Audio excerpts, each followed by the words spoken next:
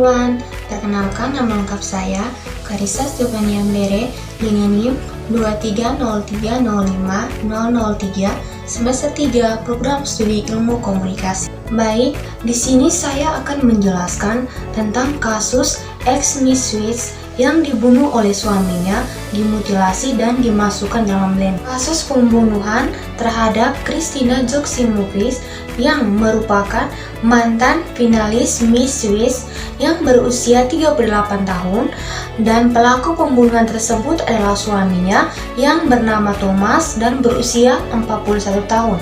Kejadian pembunuhan tersebut pada bulan Februari di Benigen, kota Basel, Swiss. Kronologi kejadiannya, korban dicekik hingga tewas, kemudian dimutilasi menggunakan gergaji ukir, pisau, dan gunting.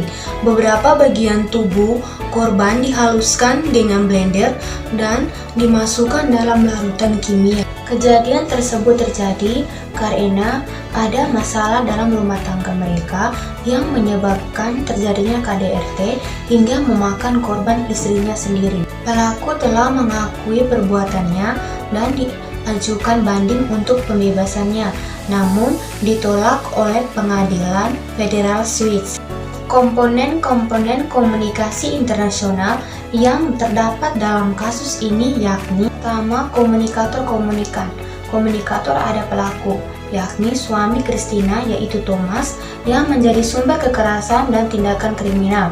Berikut pihak berwenang, yakni polisi, jaksa, pengadilan yang menjadi komunikator resmi dalam menyampaikan informasi terkait proses hukum. Selanjutnya komunikan, yakni masyarakat umum yang berada di Swiss maupun di negara lain yang menjadi sasaran pemberitaan kasus tersebut. Dua pesan dalam kasus ini adalah tindakan kriminal yang ekstrim dalam rumah tangga seperti pembunuhan, mutilasi, dan upaya untuk menghilangkan jejak kejahatan yang dilakukan oleh suaminya sendiri, dan kinerja sistem peradilan yang menangani kasus kekerasan terhadap perempuan, juga efek psikologis kasus ini terhadap masyarakat.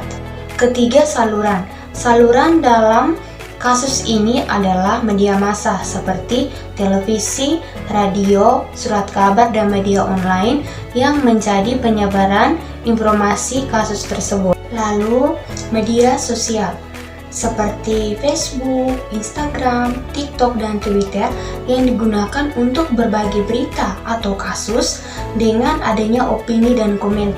Ada juga media resmi seperti situs web pemerintah, rilis pers dari kepolisian, dan juga laporan pengadilan.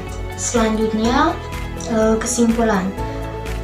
Kasus pembunuhan Christina Joksimovic merupakan contoh nyata bagaimana komunikasi internasional digunakan untuk menyoroti masalah sosial yang serius. Melalui analisis komponen-komponen komunikasi, kita dapat memahami bagaimana kasus ini dapat mempengaruhi masyarakat secara luas dan bagaimana komunikasi dapat digunakan untuk mendorong perubahan yang lebih positif.